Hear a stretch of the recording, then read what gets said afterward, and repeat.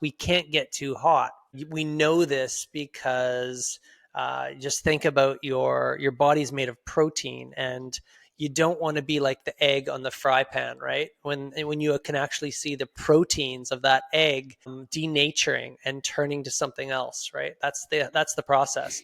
So we've got processes to slow us down so that we don't become the fried egg on the fry pan. We don't want to denature. Welcome to the Athlete's Compass podcast. Each week, renowned sports scientist and founder of Athletica AI, Dr. Paul Larson, athlete, coach, and sports scientist Marjaana Rakai, and coach and cyclist Paul Warloski discuss training, racing, and improving your health and fitness. Get ready for your journey to peak performance.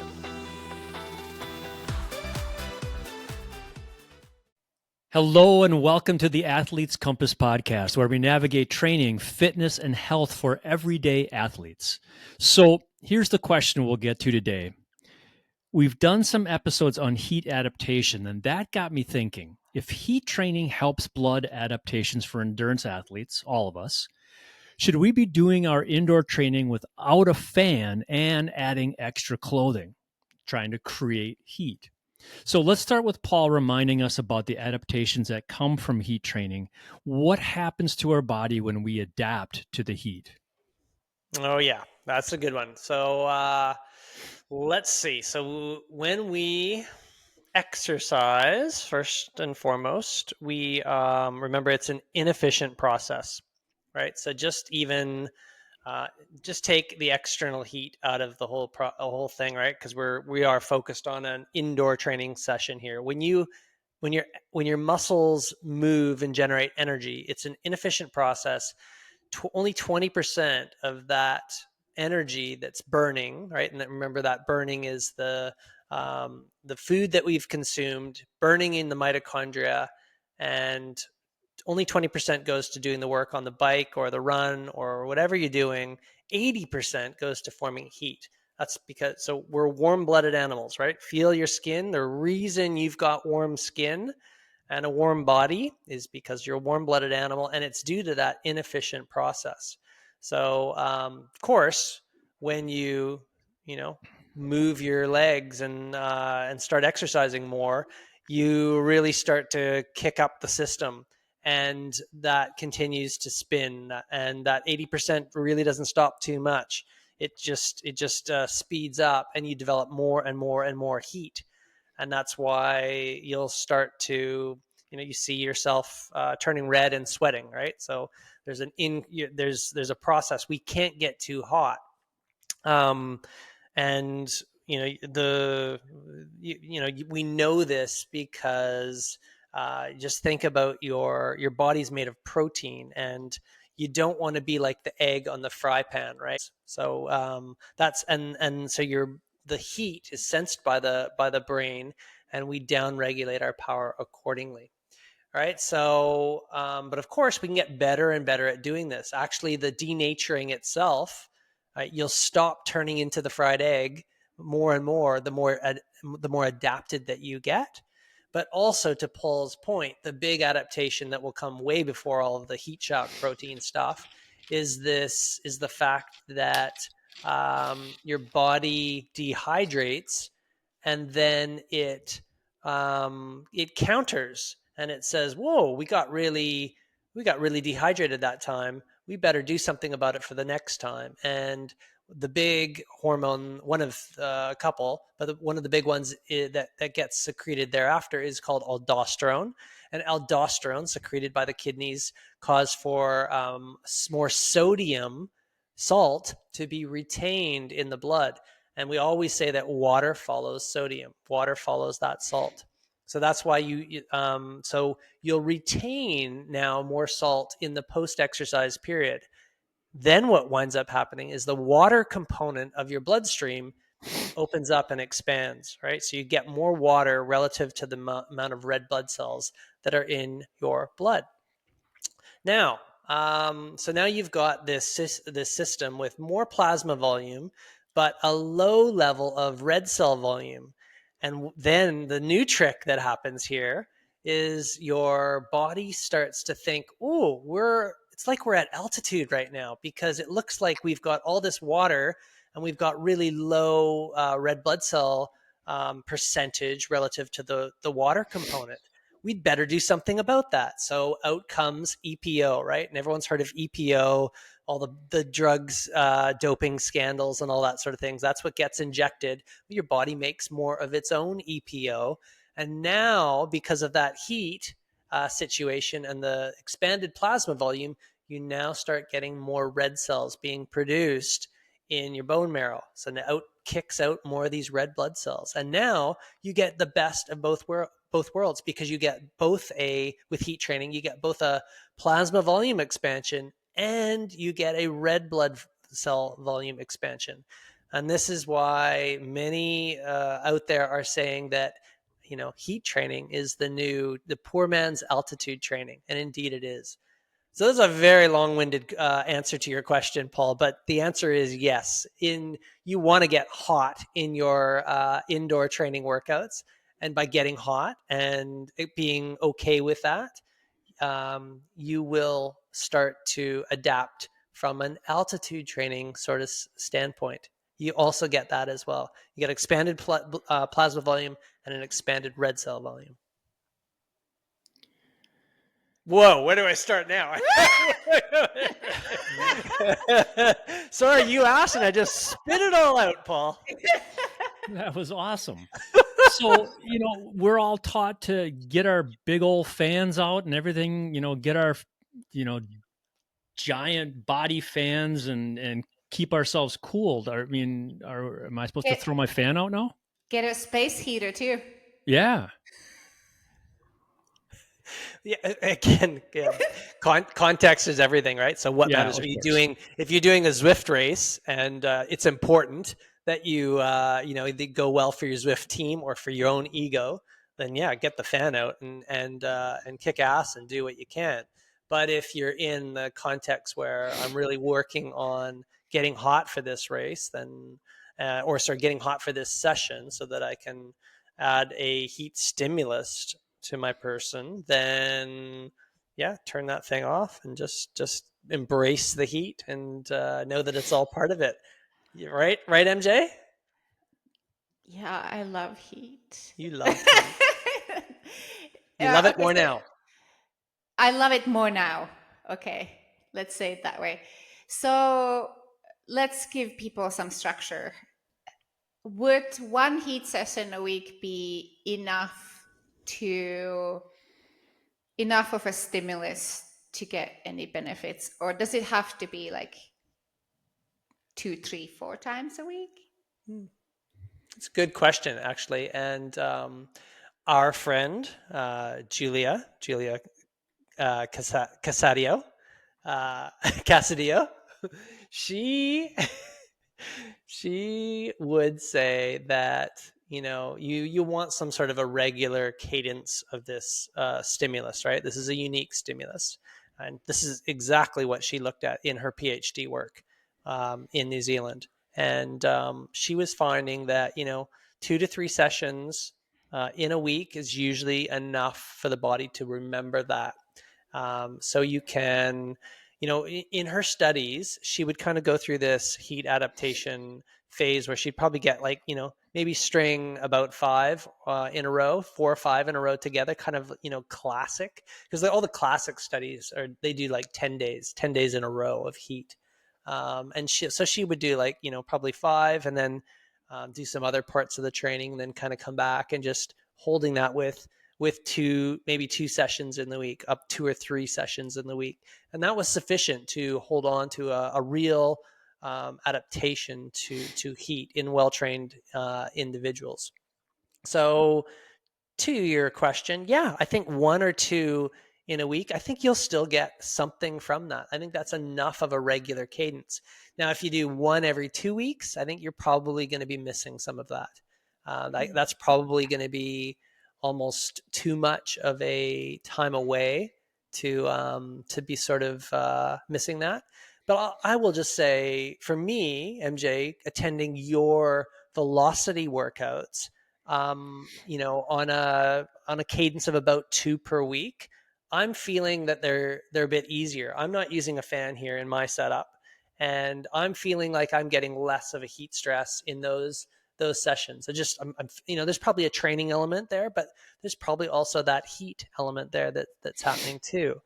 So I think context will totally depend on your situation, but I think that, yeah, I think you will get something off 2 a week.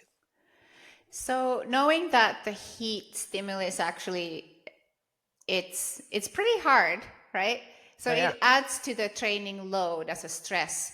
So would you, if somebody wants to play around with this, and would you recommend them to start with like an easy recovery session or just a regular aerobic session, or would you do like smack two flies in the one go, do heat session in the heat? Yeah. Yeah, unfortunately, it's always the context one, right? Like, Right. again, if you're a well-trained individual, you could totally do what we're doing, right? Where I'm doing a velocity workout with you, and I'm getting hot on that. It's a combination of no fan and the hit session. So that's great for me. I feel like I'm adapted to that. I don't have too many worries. Um, but I think there's been some studies that have shown if you're adding in heat with that and doing hit sessions as well, it's a big stress on the body. So you got to be kind of careful with that. So if you're a beginner, I would definitely start with the aerobic session and keeping the intensity of the exercise are relatively low, but still making it a little bit warmer in the room, and then keeping the convection cooling element, the wind flow that would go through your over your skin. Keep that kind of on the you know yeah on the lower side, and just develop the ability to tolerate heat. And then in the more advanced, you can sort of add some of these, and probably the advanced as well as being time crunched, right? Then it's kind of nice to have that the combo hit, right? The combo Mhm. hit plus heat. Yeah. So yeah, I have not too many issues with doing that. Although I'm a little bit out of it in online meetings thereafter. And what about doing like passive heat also in the mix, like sauna or a hot tub? Oh, big time for me. Yeah, like that's a personal favorite is the sauna work. And yeah, I just like last night, very fortunate to have a wood fire sauna here in Revelstoke, where it's minus 15 outside right now, and it's a great thing to do to put on the wood fire sauna, and then had it up to 40. Oh man, it was, well, my body temp said it was on the watch, said it was 47 last night. So I'm sure Ooh. it's whatever that means on the watch kind of thing, right? Some combination of the ambient in the sauna plus my body temp. But I'm going back and forth between the minus 15 degrees bathing in the snow for 5 minutes, right? Which is also very, very challenging. Like, it's hard to stay in the snow in minus 15 degrees for 5 minutes as well, right? So there's this contrast of the temperatures is just magic, I find. And yeah, so just kind of going back and forth between the real extreme temperatures. I get a lot out of it. I don't, yeah, and I'm sure there's some science to support that as well, but yeah, I love it. Should people build up their tolerance to the heat in their training? For instance, start with a 20-minute aerobic session if they're beginners and move up to 30 and 40 and 50. Should it be a gradual exposure like that?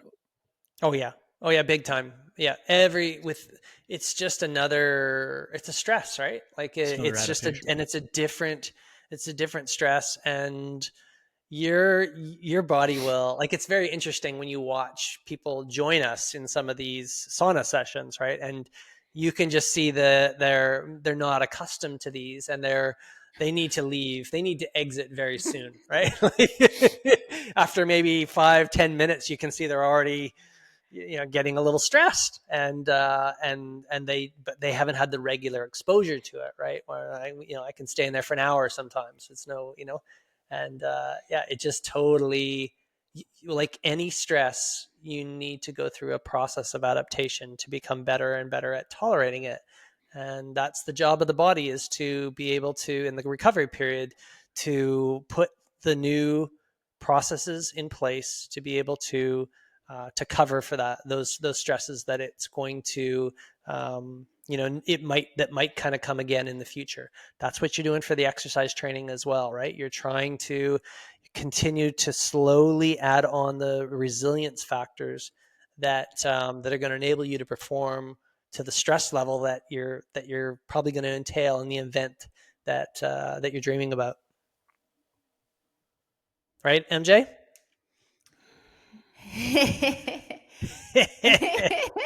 MJ was evil was evil was laugh. laughing about space heaters, but should we be using those? Like, I've got an unheated garage. I mean, should I break out the space heater on my endurance rides and hit sessions?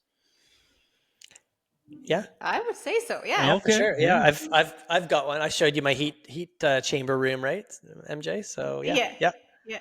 absolutely, for sure. Like if Okay. that's yeah, like it's again, it's all about tweaking the individual stress or stimulus for yourself. So yeah, um, yeah. It's funny because this office doesn't have AC, like AC unit doesn't blow the air here, and I've been complaining about it gets so hot in here during the afternoon because the sun goes like that. Mm. And but after the summer, I realized, hey, I guess I have my own heat chamber here. It's right in the office. And I shouldn't be complaining about it, but embrace it because it's making me fitter. So how long do these heat adaptations, with the blood and with the plasma volume, how long do they last if you don't continue heat adaptation work? Mm. Good question, Paul. I think probably you're going to start to see a reduction in their levels probably after about 4 or 5 days, right? They're gonna, Oh, that yeah, quick. they're gonna be quick. Yeah, you're gonna, but they won't go, to baseline. They'll just need a little bit of help to get them back up again, right? And this is why, yeah, it can be useful to, get a get a little small bit of that same sort of stimulus to get them back up again, right? Marjaana, you're pointing at the mind. What I'm do you think? pointing at the mind because, like, even if the physical adaptations go away quickly, I think once you've done the heat training and you can see the benefits and the effect of it, it does something to your brain because it's pretty amazing. So you Mm-hmm. can put yourself through the ringer again, knowing that you can adapt, and it probably happens a little bit faster without so much struggle and Hmm. Yeah.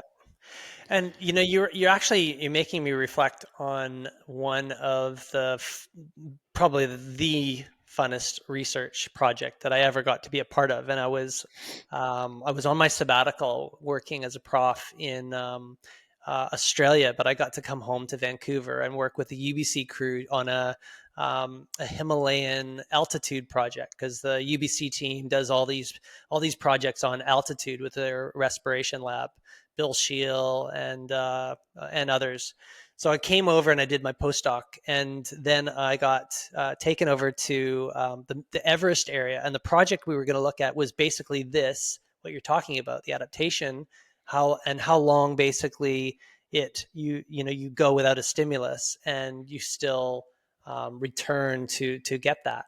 So what we did, and we were looking at this more in the altitude context, but it's going to be the same for heat as well. It's like, okay, mountaineers were saying, basically after 10 days, you're not going to get any more altitude benefit, kind of. The research said that you won't get anything after 10 days. But mountaineers were saying, no, I come back down to Kathmandu and I go back up again. And the second time definitely feels better.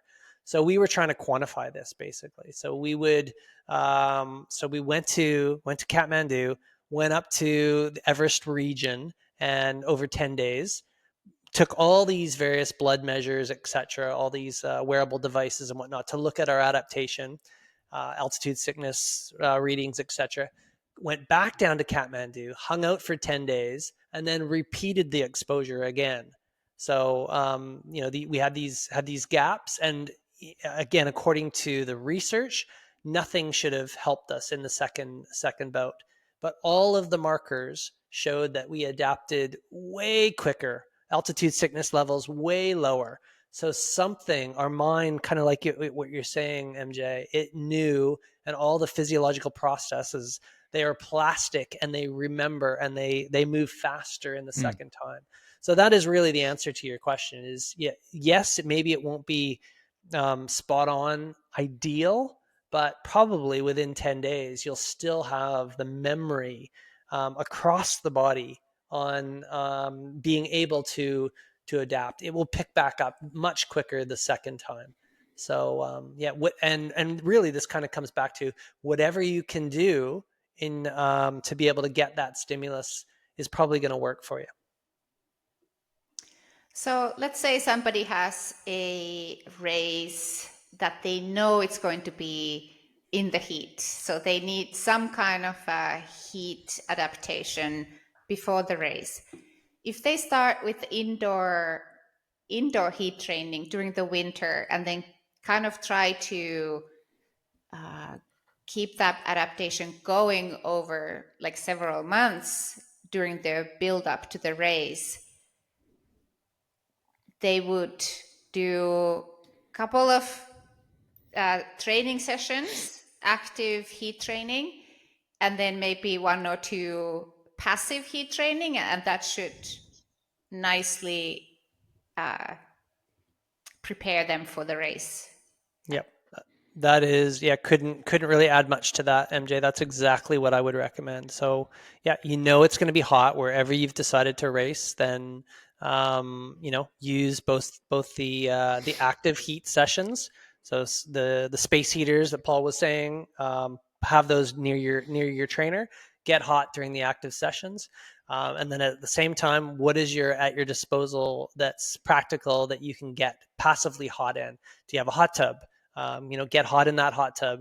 Do you have a sauna? Go use that, or whatever it kind of might be, right? I think even I'm reflecting on the Magnus Ditlev. There's like basically like a video that accompanies his podcast, the podcast that I did, that shows kind of a day in the life. And he's in Denmark, in Copenhagen, where it's pretty darn cold in the wintertime. But the guy's got he's bundled up as much as I am when I go do my minus 20 downhill ski. He's bundled up just crazily, and he is absolutely sweating up a storm. But he wants to be outside on his ride. So whatever you can do to sort of still get hot is valid, right? Because you know that you want that mind, the brain, to be tolerating the heavy heat that is going to be occurring during the race itself. Is there an equivalent heat stimulus between training on the bike or dressing warmly and passive heat? I don't know if there's an equivalent stimulus, Paul, but again, I can remember having these conversations with High Performance Sport New Zealand and lots of different coaches and stuff. And at the end of the day, how can I practically feel hot? Like, you want to feel kind of, unfortunately, uncomfortable. And I'm reflecting on the podcast I did with Brad Culp and then the Norwegian method. And Christian Blumenfeld, he just was so obsessed with winning the Tokyo Olympic race, and the guy did some insane heat sessions where he just really Like he really went to the next level. Like you got to be careful, right? But the guy was obviously super obsessed, and he was measuring his core temperature, and it was like, I think it was around that 41, 42 kind of thing, and it was just under for quite a long duration. But he just really knew that's what that is what it was going to kind of take to win an Olympic medal. That he had to have this super high overall body mind tolerance of very high heat levels, because the Tokyo Olympics was the hottest Olympics on record, and that's what he did. I forget where they trained, but yeah, it was just these insane heat sessions. So much so that when he actually did Tokyo, won, and then was interviewed by the reporter at the end, he said, "Actually, I wish I wish the day was a little bit hotter, but it was a bit too easy for me." Kids, don't do that at home. Yeah. No. I mean, are there risks associated with deliberately inducing this kind of heat stress during the winter training or any time? 100%. Yeah, for sure. Yeah, you got to be cautious with all of this sort of stuff, right? Like we look at the stars and what they've done, and these are, like we said before, these are special specimens, and but yeah, you've got to be mindful, and you got to be thinking about all these different things. You could induce a dehydration or plasma volume lowering that causes you to black out, right? And you could have an accident on the bike. You don't want to do that. And I mean, there is usually you will slow down before your body organs actually um, you develop sort of that heat stroke and you have actual injury. That's the reason why the mind and the brain will lower the exercise output, the motor output, because the body has to do that, right? Like it has to protect itself. It knows at some level that the organs must be protected. But there are these cases and where temperature has gotten too high, and yeah, people have been hospitalized. So you really have to be careful, especially the exercise that's the riskiest for this are the high intensity bouts, not the long duration ones. Interestingly enough, and that kind of comes back to where we started with the inefficiency of the metabolic production, right? If you're able to really pick up your exercise intensity, right? Sprint a 1500-meter around the track, you've really got the ability to kind of like push out some big power, and what comes with that is a massive load of heat, and all of a sudden your core temperature is really high, and you're frying that egg ultimately, right? You're potentially denaturing that protein. So that's kind of the most dangerous one. Usually over the long sort of period of time, you'll have to kind of lower the exercise intensity.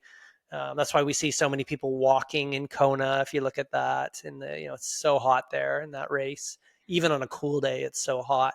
But yeah, people are walking many times because their brain is telling them I'm getting too hot, and that's about the exercise intensity I can sort of handle.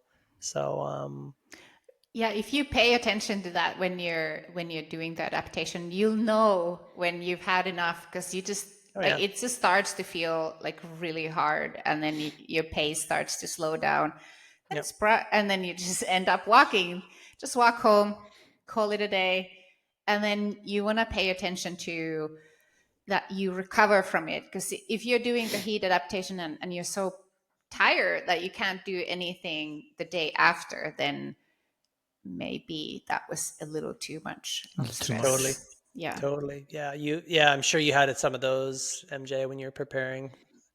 Yeah. Yeah. And again, always the next session is the most important session, right? It's so hard to get right, but yeah, you want to slowly kind of progress out that ability to tolerate the temperature Yeah. in these sorts of sessions. But if it's too much, like you got to know when to shut it down too. It's like, oh, that's a good enough stimulus today, and you might feel almost like your progress isn't great, but just kind of stick with it.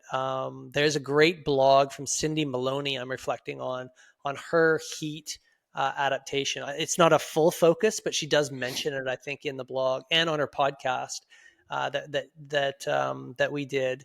And yeah, she sort of talks about the process that she used to go from cold Canada and Revelstoke, where we are, to having a personal best in Kona. And really, she said she didn't feel that hot in the race itself, and that's a real testament to her preparation and doing some of this combination of these active and passive sessions to prepare herself for that hot race. So here are some takeaways. Here are some things that I have learned today: that heat adaptation creates more plasma volume and increased red blood cell count. Is that correct? Red blood cell count, or just the size of the red blood cells? No, Or the both? actual, like the number, the volume of red blood cells. So yeah, Okay. you'll get more red blood cells on top of that plasma volume. Plasma volume first, but then that's the altitude response or altitude signal, and then the bone marrow will get to work and make more red blood cells. So Yeah, red that's blood cell awesome. volume mass, I think, is the technical Okay. increased component. Yeah, that's so cool that that can happen. It's Number amazing. two, if you are on the indoor trainer and you have a big race or something, then put your fan on. But number three, the most important takeaway for today is that if you want to get some adaptations in those two big adaptations, plasma volume and red blood cells, get yourself uncomfortably hot in training. Get the put away the fan, uh, get the space heater out. You're looking to get 1 to 3 sessions per week should be enough. There should be a regular cadence of the stimulus, but if you are starting off as a beginner with this, if you're still a new athlete, start with aerobic sessions. If you are advanced, you can start with the HIIT sessions, but always graduate your efforts and your exposure. Be careful with Be this careful.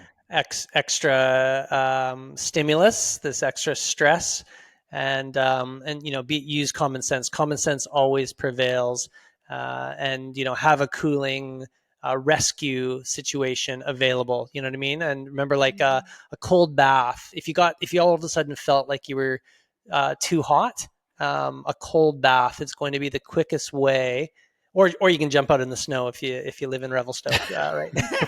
But yeah, a cold bath is usually the quickest way that you can remove that body heat from your body. So you could, if you get too overheated, that will quickly cool you down. So Mhm. just that disclaimer there, Paul.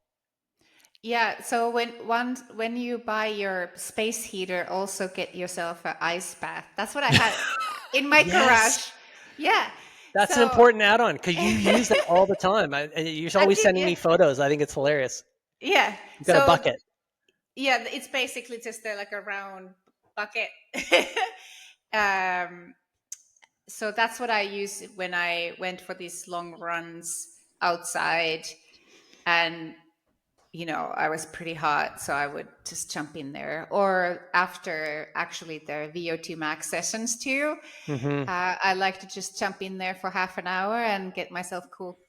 Yeah, I'm so glad we brought that up because that's a Yeah, really yeah. important thing. Like, remember, we're talking here to the everyday athlete, right? And you got to get back to work. You're no use to your family, to your work colleagues, etc., if you can't function well. And Marjaana kind of found that out, right? And so she's doing all these various adaptations. The body's adapting accordingly, but then it's okay. Now I got to get back to business. So I get inside my garbage bin or whatever it is that's filled with ice water, and I'm in there for 5 minutes. My body temperature is quickly brought down from 40 or whatever it is down to 37 again Celsius, 97 Fahrenheit, and I'm back to business. And I feel great, right? You feel awesome after it.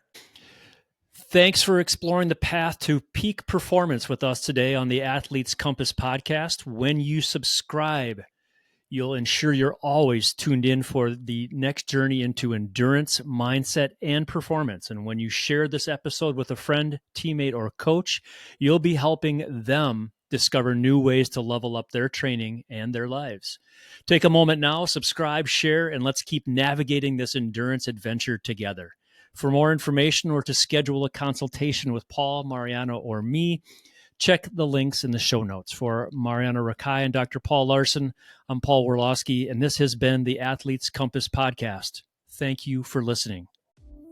We hope you enjoyed another episode of the Athletes Compass podcast, your North Star through the sometimes complicated world of training for your endurance sport. We appreciate your comments and training questions and your 5-star reviews. For a deeper dive into the science of endurance sports, listen to the Training Science podcast and check out the adaptive AI training platform Athletica.ai. Thanks for listening.